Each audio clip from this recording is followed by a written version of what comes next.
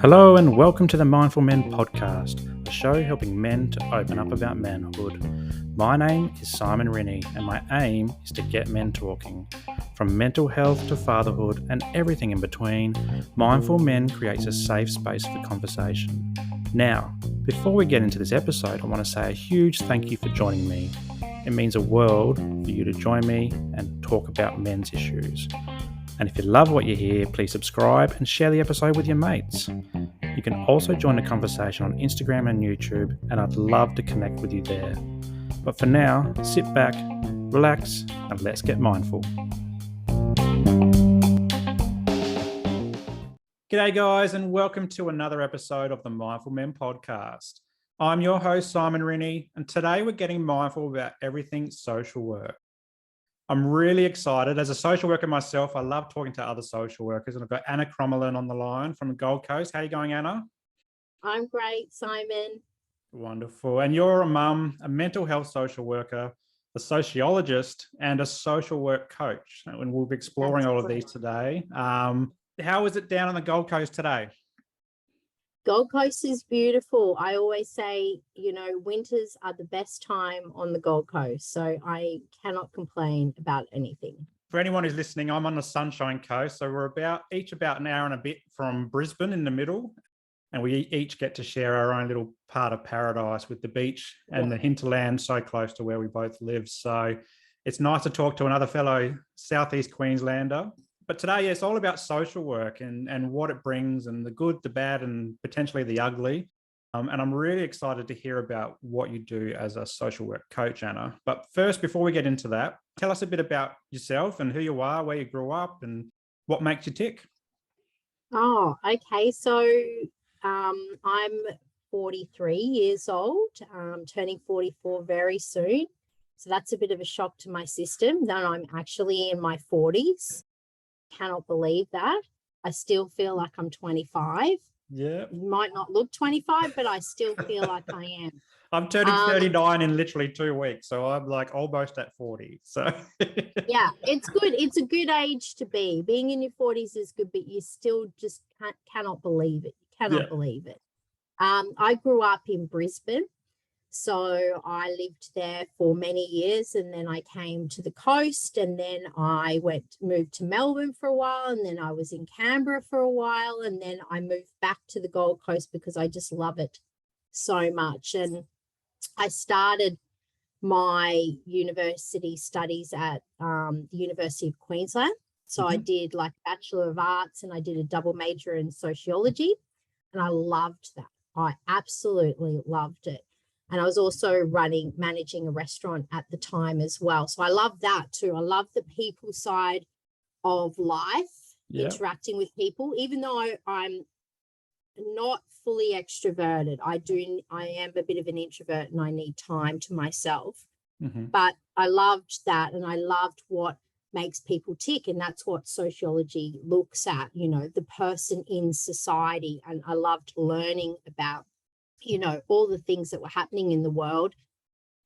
And then I thought, hang on a second, am I going to have to work behind a desk and analyze statistics? I was like, no, what can I do that brings that learning, but into like a face-to-face situation? And I found social work because I tried psychology, and there was something there that didn't gel. It felt like it was too insular. Yeah. So social work really was the thing that really got me passionate, and was like, hang on, this is a really good profession. This is a great profession. Well, that's what I thought in my mind. Yeah. I was studying. It's had its ups and downs, I have to say, but I still love it. So tell us a bit about sociology and some of the things that you learn, and why did you love it? So some of the things I learned, like I did, for example, I did women law in the state. So I learned all about crimes that women commit, what impact that has on society, what society thinks about women committing crimes, I learned about Indigenous, Indigenous culture. That was fantastic. Torres Strait Islander culture. I learned about infectious diseases and how politicized they can be. I learned about all the sort of institutions in society and whether those institutions help people or hinder people. I learned about the power of qualitative research, which I found was fantastic. I did quite a lot of work around sex work, actually, and the criminology around that.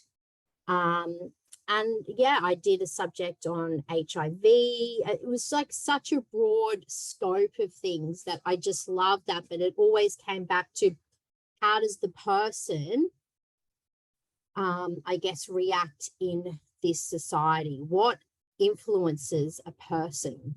Yeah. So that's what really, I loved about sociology. And if I could work behind a desk, I would have probably kept doing it, because all the sort of jobs back in the day were, government jobs, public service jobs. Nothing was ever promoted that you could be, a sociologist in your own right. You always had to be attached to a sort of government agency. And that was the sort of failings I found at uni. There was no, push to explore your individuality and give you some business skills along the way as well. So is that why you ended up in Canberra? Yeah, I did because I had this idealized, I've been in social work for a while, but I idealized notion of what it would be to work in policy. And the way that the ad was written, it was with a really big department down in Canberra, and the way it was written, it was all about, I'm going to be in consultation with the public. I'm going to go out there and meeting them and getting their thoughts and bringing that back and turning it into a policy paper and then giving that to the minister. No, it was, I found that really challenging. I found that environment very challenging to work in, even though I was in quite a good position, a highly paid position. I left. I was like, I cannot do this. So it was a bit sad, but I don't know why I was so naive. Maybe it was because I'd worked in social work before, and every day I was meeting people and every day I was in consultation, and I just thought, oh, well, that's what's going to happen down there. Yeah. But it didn't. So how long did you last in Canberra for? Oh, 2 years. 2 years. I was done. Yeah. I was done. It was just funny because I actually resigned the job without even having another job. Yeah. And people just that was blowing people's minds down there. They were like, what's happening? And I just said, I can't work in this environment anymore. Yeah. We're not getting the outcomes for people. It's just terrible. And anyway, I found a wonderful another social work case management role, and I got stuck into that nearly straight away, and I was like, oh, I can breathe again. Awesome. So for anyone who's listening and who's not aware of Canberra, and we've got some international listeners as well as part of our community, Canberra is where the policy and government hub is for the federal government here in Australia. And I went on a similar journey back in 2006. I finished my Bachelor of Social Sciences degree. And at the end of that, I'm like, well, what does a social scientist do? Google wasn't even around back then. So it was like Yahoo 7 or whatever it was back then, or AOL. And I literally typed in jobs for social scientists. And the only thing that came up was graduate programs for different government departments. And I somehow managed to land one. I don't know how, but I got one. And I did the same. So I finished uni and I drove across from Adelaide in my little Mitsubishi Mirage over to Canberra, and I lived in the bubble for about 2 or 3 years. They call it the Canberra bubble because it is a bubble. Yes. So most people are public servants there. I'll have these idealistic dreams of writing amazing policy and influencing the biggest decision makers in the country. And a lot of people leave very quickly because it is a bubble, and it is far from what we think it is. But for you, you got out. But for me, I spent the next 15 years in the public service. And for anyone who's been following, my show and the socials, I only recently just quit like two or 3 weeks ago to start my private practice in social work. So it can be a bit of a bubble, and I completely understand what you're talking about in terms of feeling disheartened or disconnected from the community that we feel like we're there to serve. And it also kind of traps you as well, because you mentioned salary. So one of my biggest decisions was leaving a public service job, leaving that safe salary, and trying to find my own work as a social worker, still pay the bills and have the kids, fed and clothed and all that. So it's been a very big decision, but for anybody as well. So congrats on getting out earlier than I did. I've been talking about it for 14 years. but you still did it. You still did it. I mean, that's amazing. That's just fantastic. And, once you feel more settled in private practice, you'll never look back. Look back. But the grounding you got from being in that field, and I say that too, the grounding I got from working in health as well, I would never change the path that I've been on. Certainly. And I've worked with some amazing people in some very challenging environments. So, I've worked in that multicultural and refugee space. I've been on Christmas Island and worked in the detention centre there. The last 4 years, I've worked in disability space, which has been an amazing ride. And you certainly do learn a lot about yourself and people and process. I think process is a really good grounding, because you learn about writing and connecting with people and networking and all that type of stuff. But anyway, enough about me. This is your show. Was interesting. I didn't realize we had sort of similar paths. So that's really cool. It is, really cool. Certainly. And I think that's what your work has jumped out for me. Like, that's, I like to connect with like-minded social workers or people in general. And but anyway, we'll hear a bit more about your story now. So tell us about why social work. Why did you grab onto social work and really pursue it as a career choice? Well, I guess even when I was at school, I was telling my mum that I wanted to be a psychologist. I actually wanted to, work with criminals, actually. I was quite obsessed with that sort of thing. But then when I did a few psychology subjects, it didn't really go with me. So then that's why I switched to sociology. I didn't even know anything about social work at that point. And then when I finished the sociology, I went straight into the Masters of Social Work program at UQ.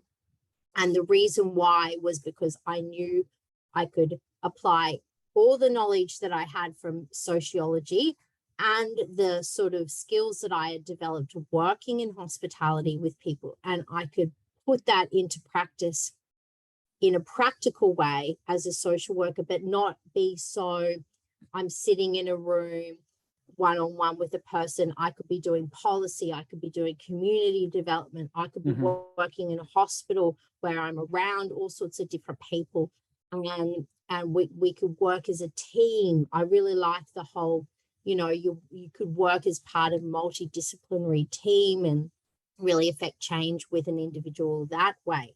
So that's what drew me. And then as I started studying, it was just such a natural fit. And I loved the fact that you did placements. I loved placements. That was my first placement, was at an Indigenous community organisation in West End in Brisbane, and I got a part-time job through that. So that was fantastic. And it was such a learning curve for me. And I got to do policy, but I also got to do professional development with some of the other Indigenous workers, because they own childcare centres. So I was able to provide them some professional development and help them with their studies, and, then one-on-one with clients. So it was a whole range of different things that I was doing. And then I was sort of like the CEO's assistant as well. So I was just like, I'm so glad I'm doing this social work degree. Like, this is so amazing. I was so in love with it. I really was. So you've done a study. You mentioned a whole bunch of different things that social workers can do. Can you tell us a bit about your social work journey and some of the types of things that you have done since you finished studying and you've been out in the real world? Yeah. So I always said, I don't want to work in a hospital, I don't want to go into health. And of course, my second placement, I got offered I got offered a social work role at the Gold Coast Hospital, at the old Gold Coast Hospital in Southport. And from there, of course, I got a locum when I finished. And so I became the renal social worker, working with people with kidney disease. And that was absolutely amazing. I loved that so much. I was providing counseling for people. I was advocating for people. I was helping them, connect more with their families and their communities. I was discharge planning. There was a whole range of things I was doing, but it was too many people on my books. That was the one thing that I realized, hang on a second, I'm really living, breathing this every single day. And I'm really like, if I don't finish at 5 o'clock, I could be here till 8 or 9 o'clock at night. I'm not going to get paid for that. And then, so I worked there. Then I did another locum at Logan Hospital. And these locums just started happening, and then I got offered to apply for a locum in the mental health ward at the Gold Coast Hospital. And I was like, no, I was not going to work in mental. I was like, no. And this was a very notorious place, I'm going to say. It had not a good reputation at all. And, but I was like, I want to do it. Like, I want all these experiences. So I, took the locum on. Oh my goodness, that was full on for me. That was really challenging. That was when I realized that it wasn't all shiny, happy people. Social work is this amazing career. Everyone's, working together as a team. There was a lot of destructive behavior, a lot of difficult personalities, and I'm talking about peers. And, it was a bit scary for me at times. Yeah. So I then, after I finished that locum, went, right, I'm going to go traveling for a few months. I'm going to go overseas. I'm going to see what I really would like to do when I came back. And then, of course, when I came back, I got offered to apply for an acute care role, which is like the acute mental health team. And, people saying you should apply, people were desperate to get that role. And so I applied and I got it. Yeah. So then began another few years of being in a mental health role, which was not as dysfunctional. So you went from the locum, and then you had your time off, and then I'm assuming that when you took that time off, you're like, I'm not doing that again. But then you find yourself back in that kind of environment again. So what was the thought process there? Were you hesitant to apply for that job? Well, yes, I was. But then, I was wanting to buy a place to live, and I had money and a permit, and I just sort of flitted around for 2 years where I could just live doing locums.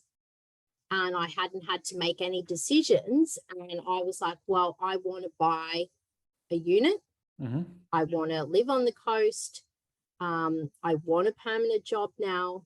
And I like some of the people. I knew some of the nurses that worked in that role, and I liked the people. And I said, well, I'm just going to do it. Yeah.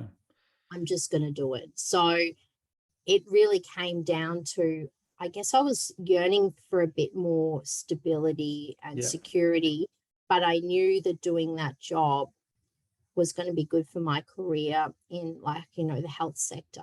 Yeah. And for anyone who hasn't been into a mental health ward in a hospital, and then we might have some social work students actually thinking about doing a placement or even applying for a job there. Can you describe what it's like? Because when I think of one, I've never been in one myself. But when I think of one, I think about what you see on the movies, like of these psych wards, people screaming out, people in straitjackets, people just getting injections all over the place to quieten them down. Is there anything like that, or how would you describe a mental health ward? Look, things have changed since I was there, and I was there in the 2000s. But it kind of is like the movies. It was like the movie for me. Yep. Not people in straight jackets, but there was a padded room that people would be put in there if their behavior was not good, if they were psychotic, if they were being aggressive, and they would have cameras in there and they would be screaming, you know, they wanted to be let out, and it was called the seclusion room. Yeah. There was a lot of injections, a lot of medication, not a lot of, you know, wanting to look at trauma, how trauma affects mental health, not a lot of looking at psychosocial issues. It was very old style. This person has schizophrenia, we'll medicate them. You know, a lot of people against their will. A lot of hurt people, and a lot of staff that should have left that field a long time ago. Staff that were taking on the behaviours of the patients. Yeah, I can imagine that would have been quite confronting for you early in your career. It was very confronting. I was lucky that I'd done a bit of time in hospitals because I had seen some heavy stuff in hospital settings. Yeah. But that was very confronting. And I was so, you know, I'm going to say like a bit naive and a bit, you know, when you're university educated, I was very much like, I walked into the tea room and I saw all these pictures of half naked women all over the tea room. And I said to one of the nurses, like, we've got to take these down. This isn't appropriate for a workplace. And she just laughed at me and said, good luck with that. Wow. Good luck. Wow. So it, you know, and I tried to fight a few things and I found that, you know, I became a bit of a target as well. It was pretty dysfunctional, but at the same time, I really loved it. I loved the patients. I loved some of the other staff, but it was pretty dysfunctional. And it was a revolving door of the same patients coming in and in. So what next after that little stint? Did you go somewhere else? Yeah, so I this is gonna, I don't know why, but I became obsessed with studying again while I was working full time. So I wanted to do something completely different to what my social work degree was. So I actually started studying a Master of Business Law. And I did that while I was working in the mental health space. Wow. How was your mental health at that time? Probably it was, you know, it wasn't as good as it should be, to be honest. Like I was someone that needed to be doing something and feeling like I needed to achieve and to have purpose. And, you know, I bought a unit. Like, why would you be trying to do that? But, you know, like I did. And look, that course was amazing. I loved it. I absolutely loved it. And then I just decided that I would move to Melbourne once I finished that. Yeah. So, see, I just could not stay still. That was the biggest thing. I couldn't stay still.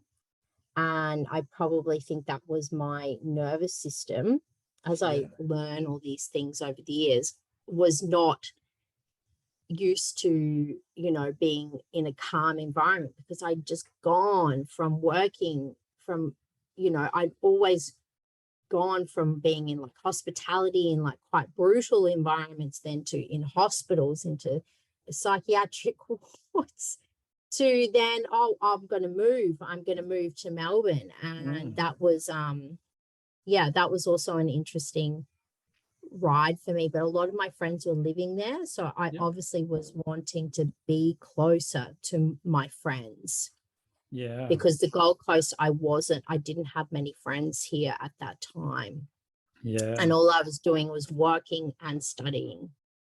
It's important to highlight that support networks, how important they are to our well-being, you know, to disconnect from work and study life and have social networks around us where we can be ourselves and not thinking work and thinking study as well. It's really important. So in Melbourne, did you stay in the mental health space or did you do something different? No, I did some policy work for a private company. I did that like for about a year. and realized I'm back at a desk again, sitting at a desk, I'm punching out reports.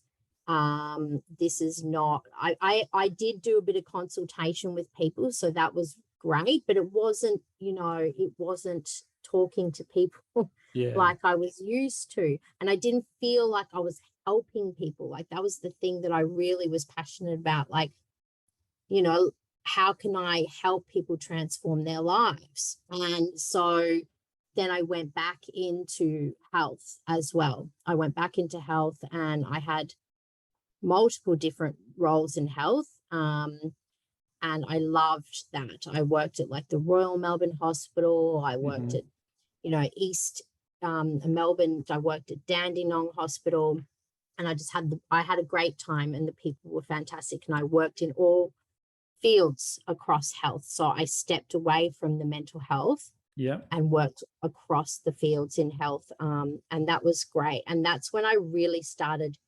I had a role that I could counsel people, like I was assigned to anyone that had a health related issue and they could get counseling from me. And that's when I was like, ooh, I really like this. I really like this. Yeah. But I still had the multidisciplinary team. I could still bounce ideas off people. I still loved that whole experience as well.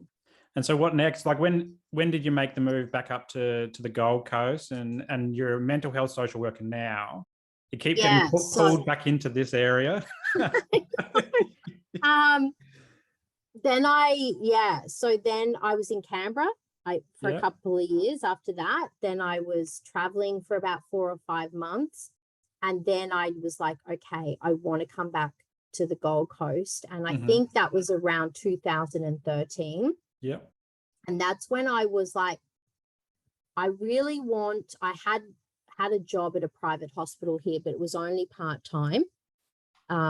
So I was like, I really want to start seeing people one-on-one. I want to do that part-time because I still was, I still liked, the rush of working in a hospital.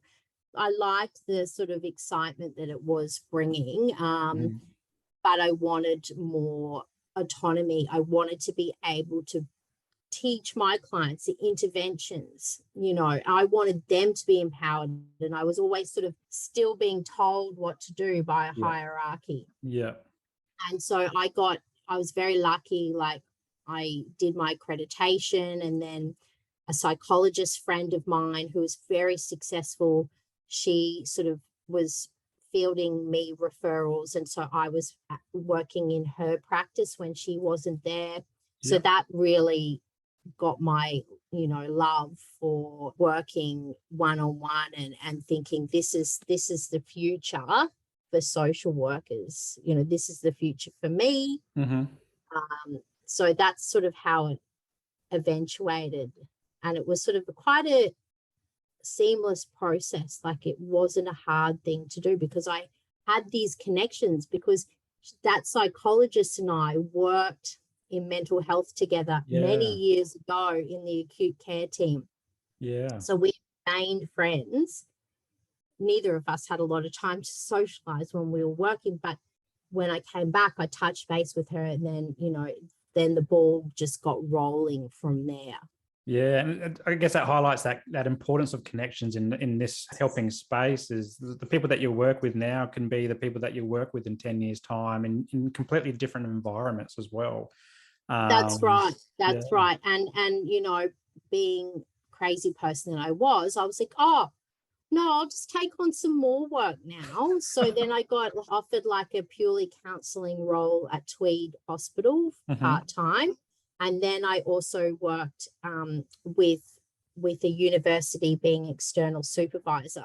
Yeah. So that helped me fall in love with the peer work with social workers. Like I was working with students, but then that really opened me up to, oh, I love this supervision thing. This is really interesting as well. So that's kind of how it all came together. But then I got married and had 2 children. So I cut back the work. That's when I realized, Simon, had to down. It Cut takes, it back. it takes having kids to realise Yeah. that we need to slow down. Slow down. Yeah. And I've been really good at that, I Yeah. have to say, because I think it was like, this is something outside of myself. This is something like, for me, the highest responsibility in life is being a parent. Mm-hmm. You know, it's our responsibility to try and bring those children up, you know, in a way that leaves them lets them be healthy, because I've seen so many dysfunctional families along the way. And I was like, I can't be racing like I used to. Yeah, like it puts a lot more into perspective. It's not just you against the world, it's you and the kids against the world, and it's what's Yes. best for them. Like if you're Yes. absolutely exhausted because you're working 12-hour days or whatever, or multiple jobs, and the kids are getting not enough time from you or energy from you, Yeah. you're always tired. And I've been in this space when I was trying to work full-time and study part-time, and then we had So COVID hard. as well. It is Mm. hard, but it's great that you've tuned into that and you go, oh, I've got to slow down now, and we've got to actually pay attention to things that are beyond social work and beyond careers and beyond, you know, that kind of identity, and turn on to your mum identity as well. It's Yes. an Yes. incredible job that you're doing. So you've touched on a few of the things that you like about social work, or you enjoy about social work, and also some of the challenges. I guess it depends on the type of environment that we work in, and you mentioned management and like that kind of top-down pressure, and working in a big agency like health, or system like health, where we're directed to do things that we might not necessarily, it might not sit well with us, or Yes. we've got to fit within certain boxes, and that can be That's challenging right. for a lot of social workers. So how did you navigate that, trying to be a social worker, trying to see the human in people, but also trying to fit within an organization that wants you to tick boxes?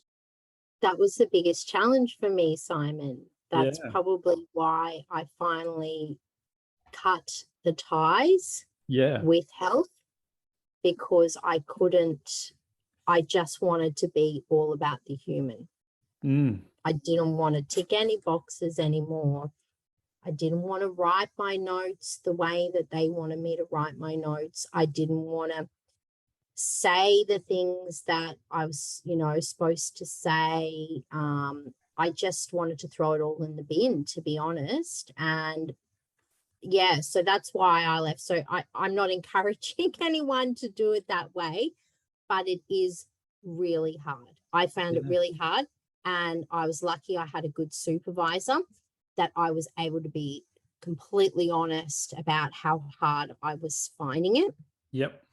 And there was a lot of empathy from them around that too. And there was, a few strategies that we sort of came up with. But at the end of the day, the strategies were not working for me. Yeah. They can work for other people, but they weren't working for me. And, I've been there. I've been in the health space for nearly, 18 years. Like, yes, multiple different jobs. But at the end of the day, it was still, I'm an employee of this huge monolithic place, and I have to follow some of the guidelines and policies that I don't necessarily agree with. Yeah, and you mentioned that you've taken on a role, or you got into supervising uni placement students. That was great. I can imagine some of these themes would come through in some of their learnings. Have you had discussions with them around trying to fit within boxes and working in these big organizations?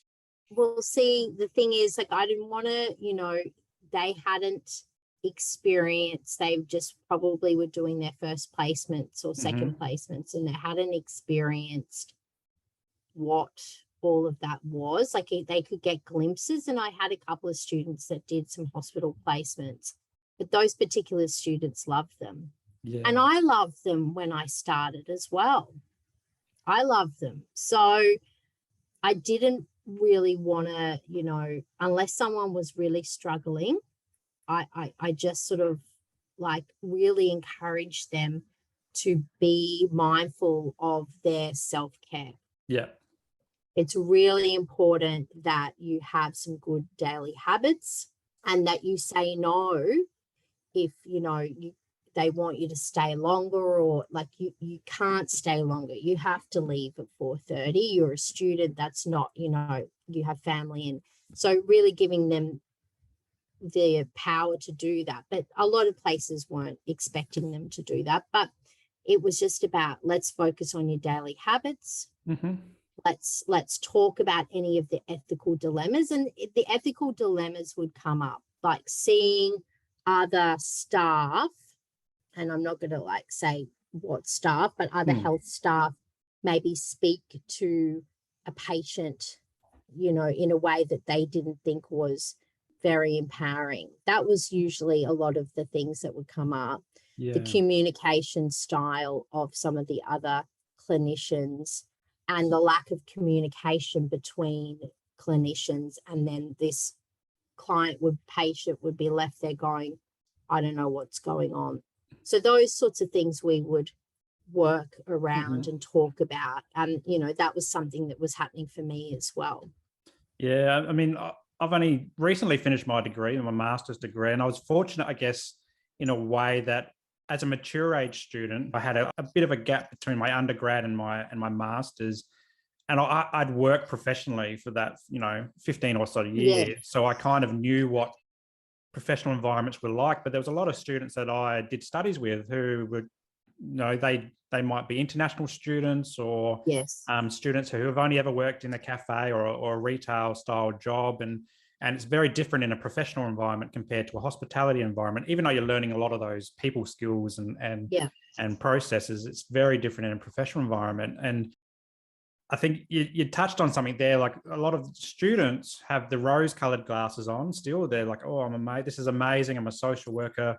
But particularly for the mature age students who are seeing, okay, this is not right here, or something's not quite right there, it can be challenging to go into placements and not be seen as the person who has that wealth of experience and being seen as a student again, or even seeing an organization from a new lens as well. It can be quite challenging. And I guess that's where the supervision, as you mentioned, is crucial, is that we can critically reflect on that and talk about what's going on and not feel judged as well. Because a lot of students that I've spoken to over the last few years have felt really judged on placement and felt like they were very small on placement and didn't have a say or a voice. And it can be quite a distressing thing. Yeah. That's not good. Like, I was really lucky. And maybe it comes down to the university and the university culture, because the particular university that I was doing the work for, people were having very good experiences. Yeah. It doesn't mean that, everything went swimmingly, but the students felt they were being respected. They felt they were being respected at placement. And maybe it was because this university was smaller, it had built relationships with these placement organizations in the past.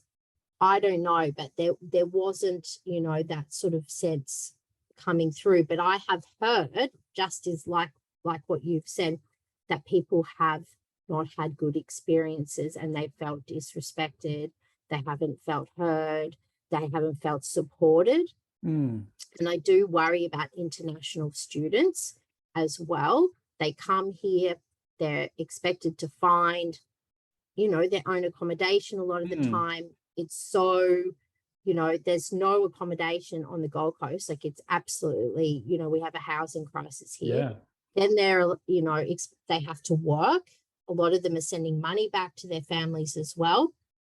And, their English is their second language. And if they don't have a good university that is really getting in there and supporting them and having an excellent external supervisor, they're going to be in trouble. And I have heard that. And then we've had COVID as well, and some students either couldn't get into the country to do their degree, or they couldn't get out of the country to go home and be with family as well. So it's been and then the lockdowns, everyone's remembers the lockdowns, and thankfully we're not locked down anymore as well. And I'm even seeing this kind of commentary on part of a few Facebook groups for new social workers or studying social workers. And there's a lot of students trying to find own placements there, or, some don't have the university placement teams like I was lucky to have. And or they're trying to do multiple placements or it's really a challenging space. And I think it's an interesting thing coming out of the degree so recently for me and seeing what could have been done better.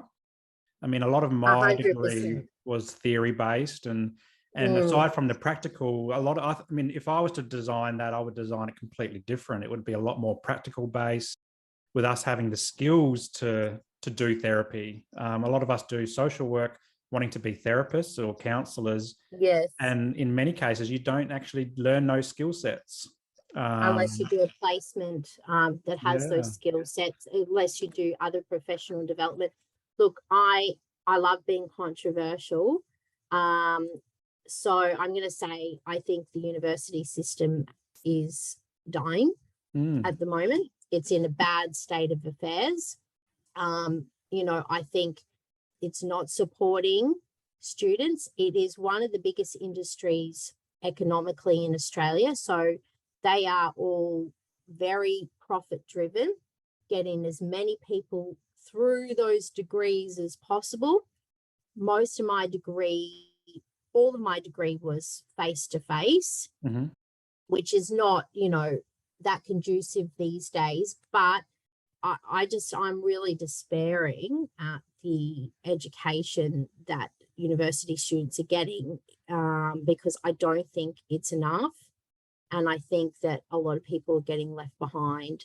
Yeah. And I think they need to redesign it, as you say. It needs to be redesigned because they didn't even teach us any business skills. Yes. And that's what I will kind of lead into towards the second half of this show today is business. And I mean, you did a wonderful checklist recently that you shared on social media around business, and the response that you got was you mentioned to me a quite more than you thought was going to happen, and what I'm seeing in the 5 people.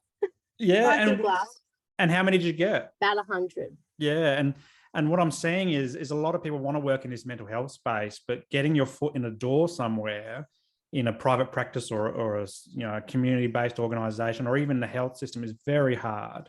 And for social workers, to become accredited mental health social workers through the AASW, we need to do something like over 3,000 hours or 3,500 hours of work, plus the professional development, plus the et cetera. And that's just to become on Medicare's books. And then you can get access to the mental health care plans and so forth. So for me, when I'm starting up my business recently, so I'm a recent grad, I don't have that 3,500 hours. So I don't have that source of income from mental health care plans or even access to private health, because they generally would like an accredited mental health social worker. And there's lots of people in my boat as well. So we're relying on things like the DVA system as a generalist social worker. NDIS has come in where we can now provide support through NDIS, which is fantastic. And hats off to the NDIS. I've been asking for it for 4 years, but they finally got a social work line item in capacity building, which is fantastic. But a lot of people are interested in going into their own business because they want to have more control over life and their time and their money and their decision-making powers and so forth. And you're starting to pave this way. So you're doing social work coaching at the moment. And hoping to help social workers unchain themselves from systems and start their own private practice. So and I discovered that that's what I like to do through supervision. And also I had met some people that were business coaches, and because you see the word coaches, it's exploded in recent years on social media and things like that. Everyone's a coach, and at first I thought, but then I thought, well, coach is quite a nice thing because you were there for that person. You were there to get that person to do as well as they can and get outcomes for them. And I like outcomes. So I was like, and I like the fact that it's not this huge power imbalance as well, and that we are kind of working together to help you get where you want to go. And so it made sense to me that, from a marketing perspective, yes, I am a coach. That's what I have been doing. So why not step into it properly and actually start really tailoring my services to those social workers that maybe already in private practice but are struggling to get clients, or people that are about to step into that practice, or social workers that are thinking about it. So, you know, there's so many people out there. And you know what I forgot to tell you? Oh my goodness, you're not going to believe this. What I forgot to tell you was when I came back to the Gold Coast and after Canberra, I actually started working with, she was actually a nurse, but she had started a business making bikinis out of recycled plastic bottles. So that's very Gold Coast. I joined that business and I took over that business for a couple of years. So I became a small business owner and I was selling these bikinis made out of recycled plastic bottles online. So that's how I started to learn about being online and social media, and I managed to get myself on TV about it. So I knew that I was really good at connecting people, marketing myself. Was I good at selling bikini? No, I wasn't. And I realized I didn't like sitting in my office at 12 o'clock at night packing bikinis into boxes and shipping them. You know, I was like, this is not me at all. But I was really glad I gave it a go. So I guess that's where the business, you know, it really started to excite me about business. So then stepping into the social work business coaching, I was like, well, I know about business. I know the things that I totally stuffed up during that time. I know what I failed at and I know what I did well. And so, yeah, it's just become that natural fit for me to offer that to other social workers. Yeah, I love that you use the word coaching, because when I was in my placement, so my second placement was a private practice counselling place, and I had my own caseload of mostly men, or pretty much men. And one of the first things I'd always say to the guys as they walked in the door and one of their first sessions was, you can call this counseling or you can call this coaching. And they all said, I'd much prefer this as a coaching session. Yeah. Because there's stigma around counseling and therapy, but coaching is we can do this. We're a team. This is a coaching thing. Yes. And even recently I was on the episode I did with Bart Walsh, who's just over at the CrossFit Games as we speak. He's the head coach of Jets Australia.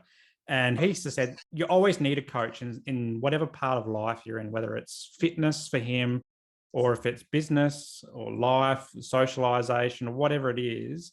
Coaches just help us tune into where we might be lacking and also tune into where we're doing good, and then try to bridge that gap so it's not such a diverse, scope as well. So I love that you're using the word coach. And you're right, I've seen a lot of bad press around coaches and people using the word coaches, but it's just the name.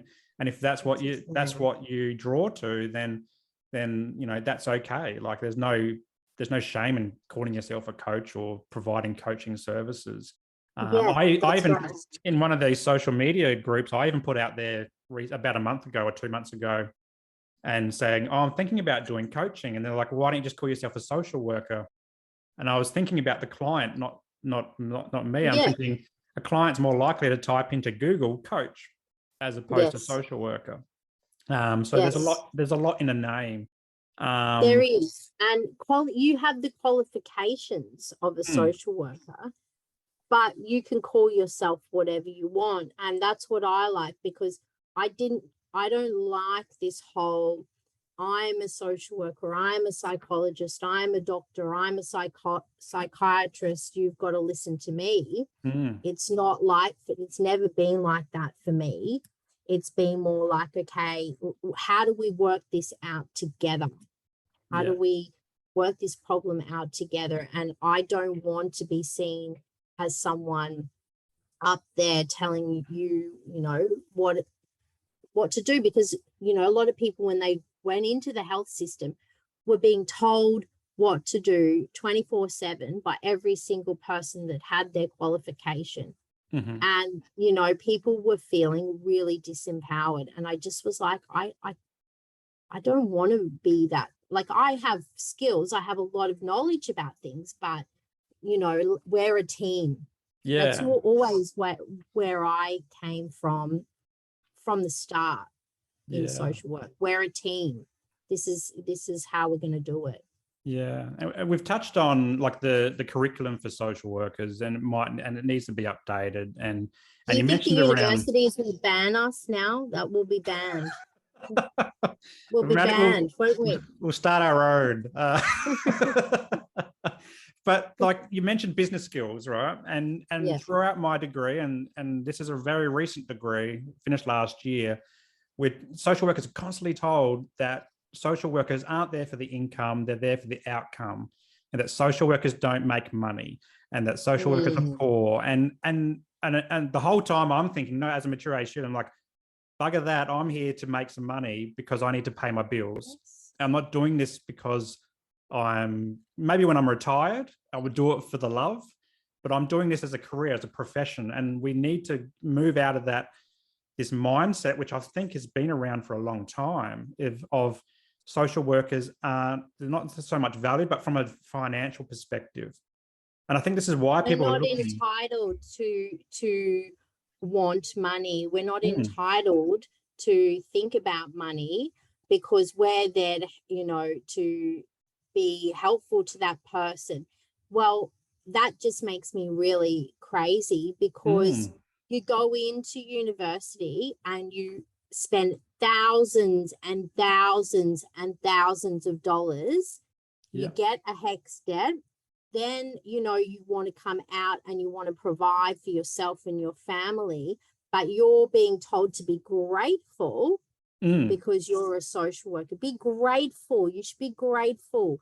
And that we are grateful, but at the same time, we have a lot of skills and we have a right to earn money. Money's not a bad thing. Money's just energy. It's just an exchange for your time. You should be paid for your time. Yeah. And we should not be seeing money as problematic, because if we see money as problematic, guess what we're telling our clients? The money's a problem. Yeah. And the clients need to be empowered. Like, they want to be empowered to be able to provide for themselves and their family. So I really am in the whole mindset that we've got to shift this perspective. So can social workers be rich then? Yes. Yeah. And that's what you're doing with this business. You know, you're helping social workers unchain this mindset of, I'm not worthy of being paid for what I'm worth. You know, just because I work with people who might be disadvantaged or experiencing challenges in their life, it doesn't mean that, you know, the financial aspect of it is A, for your time, B, so you can put, you know, a roof over your own head as well, but also so you can reinvest in yourself and keep learning and keep growing so that you can help people, more people, or in different ways as well. It's not just going in your bank account and paying for bling. It's actually reinvesting in yourself as well and your family. And so, and I mean, if you earn a decent amount of money as a social worker in private practice, then you can devote a bit of time to giving back. So one of the things that I do is that I do some telehealth for a clinic in Western Sydney, and I just do a few clients there, and I just get paid, you know, very minimal rate for that.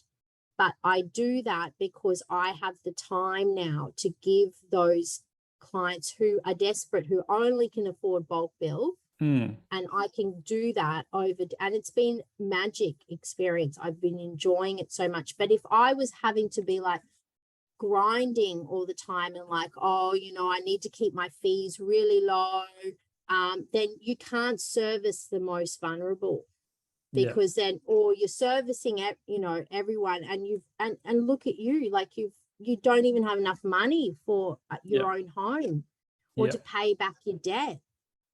So I just think get yourself into a position where you've got enough money that you can then do a bit of that sort of pro bono work. Yeah. which, you know, yeah, that certainly fills you up from the soul, that kind of work. Yes. But as you said, Yes. it's self-care is critical to social workers, and self-care is financial care as well. Yes. Fine. Yeah, you hit the nail on the head. Yeah. Absolutely. So tell us about your coaching business and the kind of support you do for social workers and what they can expect, or maybe they're thinking about calling you. And so, yeah, Yeah. run us through your program. So it's really like, it's no video series. It's nothing fancy. It's actually time with me. And that's really what it comes down to. So it's either a 4-week program that we meet over Zoom, or it's an 8-week program, which is a bit more in depth. And it's really tailored to what your specific issues are. But obviously, like if you're coming to me to start your own practice, then the 8-week program is going to be better because we go through things step by step. Then, you know, you can communicate with me via Facebook Messenger as much as you like as well. So you have that support. Like a lot of coaching is like, watch my video and we'll be on Zoom once a month or something. No, it's not like that with me. We speak every week, and then we speak over Messenger if you have a situation. So it's 4 weeks or 8 weeks.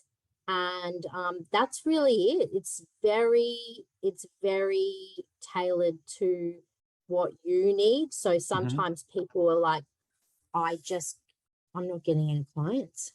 Like I'm getting a few, but so one of the things that I will do is like at the start, okay, what is your ideal client? Yeah. You know, if you don't know who your ideal client is down to what they eat for breakfast, and I know that sounds really crazy, but it works. If we can like spend the time really identifying what their characteristics are, who they are, you know, what their issues are, what they like, what they dislike, then you have very clear in your mind that when you go out to those referral sources, like say a GP or a community org or a former colleague, or then you can really tell them, this is who I'm looking for. I'm the go-to person for this type of client. And that gets in people's head, and it's also in your head, because when people ask you, it just comes out naturally. So that takes some time to get to that point. And I'm going to be running a 4-week program, like a group program actually, for my first time ever. I'm going to do, but it's going to be an intimate group where we 4 weeks to your ideal client. So that's what we're going to be doing. Cool. And so then you got to niche down. I always heard the word niche down. You got to niche down. You got to niche down, which is the complete opposite to kind of what we're taught. Yeah, and I've been going through this. So mine's men's mental health. That's my jam, and that's what I'm advertising myself at the moment with. But I'm constantly worried as a new business owner, am I eliminating 50% of my market by not marketing it to females? And I always come back to what makes me tick, what makes me wanted to do this in the first place is to help other blokes like me, you know? I'm glad you're pulling that out and then helping people on that direction, because that's hard in itself, just finding that niche. And sticking with it. It's the hero's journey. So you have been on this journey, right? And you want to help men that are on the same journey as you. You might be just a few steps ahead of them, but you were there to show them what, you know, what happened in the past, where you can get to now. And by you showing them that you're this person, you're the example of, you know, what it's, you know, a healthy individual. We all have issues at times. But, you know, they want to feel that connection. They want to see, hey, Simon's been on this journey too. Oh, Simon's the go-to guy for men's mental health. And I would just suggest to you, Simon, if you want to niche it down for, like, in your mind, not in your advertising, but okay, is there an age group? Is there particular mental health issues? You know, what further can you niche down? Because those people will come through your door. There's no there's a science behind working out who your ideal client is. There really, really is. Because if you look at those big people like Tony Robbins and those Aubrey Marcus and even Joe Rogan as a podcaster, you know, they know exactly who they are and who they want to talk to. Yeah. And that's why people go to them and listen to them, because they know. So yeah, I just think it's all about that. So work out what your blokes want to have for breakfast, and you'll be sweet. Beer and cornflakes, no. Yeah. So what's some of the other things do, like for a new business, someone who's starting a new business in private practice, do you go through things like how to set a business up, or like systems and all that type of stuff? Like, do you go through that? Yes, I do. I don't, steer you on one way or another in terms of the systems, but I tell you what I view. That always comes back to, this is what I've done. This is what some other people that I know are doing. But the choice is yours around that, because then I want people to be fully empowered, like doing it their way. So I might go, oh, this is the way I do it. And then they start doing it and then that's when they become overwhelmed. Yeah. Because they're just following what I've said, but it's finding what works for you. Yeah. In that approach. But yeah, of course, like, you need an ABN. There's a bit of conflict around, do you need a website or don't you need a website? I used to have a website. I don't have a website anymore. It's word of mouth for me, and it's advertising through Facebook and LinkedIn. Yeah. And I'm on the AASW website. Will I probably get around to doing a website again, maybe in a year or a couple of years' time? But it's really up to you, because it comes down to who's your ideal client group. Are they the type of people that are going to be looking at a website?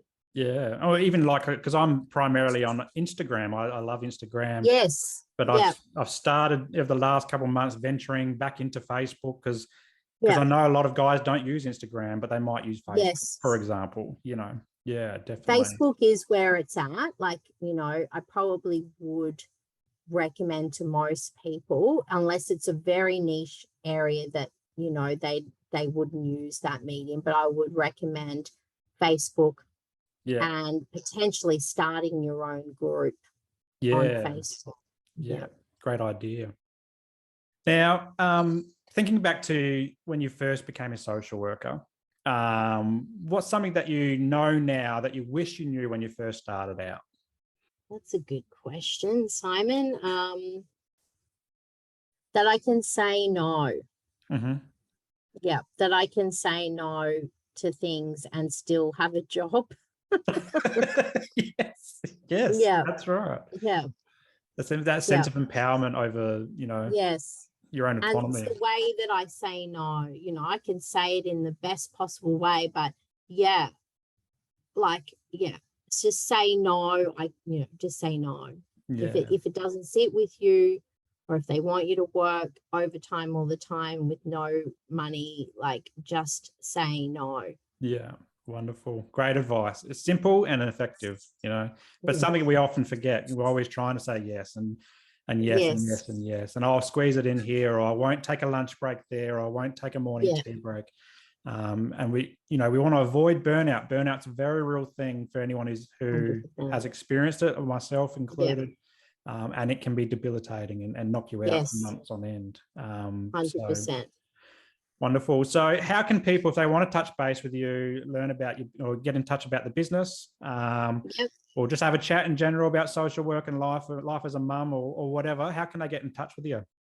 Okay, so you can go to my Facebook page, Anna Crommelin. You can go to my Instagram page, Anna Crommelin, or you can find me on LinkedIn under Anna Crommelin. It's pretty easy. Simple. Yeah. Wonderful. And I'll include the link. I'll get the links off you, and we'll put them in the show notes so people can just click on them and off they go.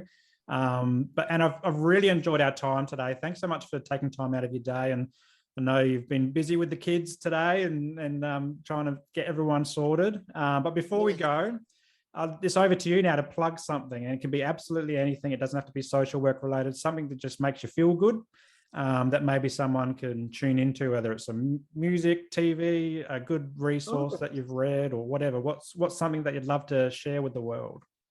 I would just love to share that at the moment, I'm really focused on getting my day right. And I got that inspiration from Aubrey Marcus. And he's a podcaster, and he's also very much been involved in men's health as well. And he talks about getting your day right. So if you can get one day right, then the rest will flow. So if you can wake up in the morning, you can do the same thing every day and start those habits, then life is going to be a lot better. So at the moment, I wake up and I do a bit of meditation.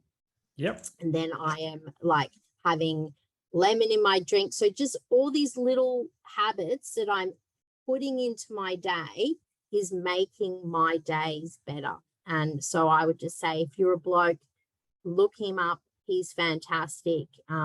That's, he's got some really great advice, and he's got a great book to read as well. Wonderful. I'll grab that link as well so we can share that. I'm keen to check it out as a new business owner myself, getting some habits in. It's the habits, Simon. Like I'm really finding, because, it's very, very stressful, having kids and working and starting business. And if you can get some of those habits incorporated in the day, like the energy that you feel, is more, your nervous system is a bit calmer. You're not reaching for the 5 beers at the end of the day, like life is a bit easier. And that's all we need to get to, just being it a bit easier and having a little bit more joy in the moments. I absolutely love that, Anna. That's great. Great way to end the show. I really did. Thanks, Simon. It was so nice to meet you. Nice to meet you. Talk to you again soon. Very soon. Thank you. Okay, bye.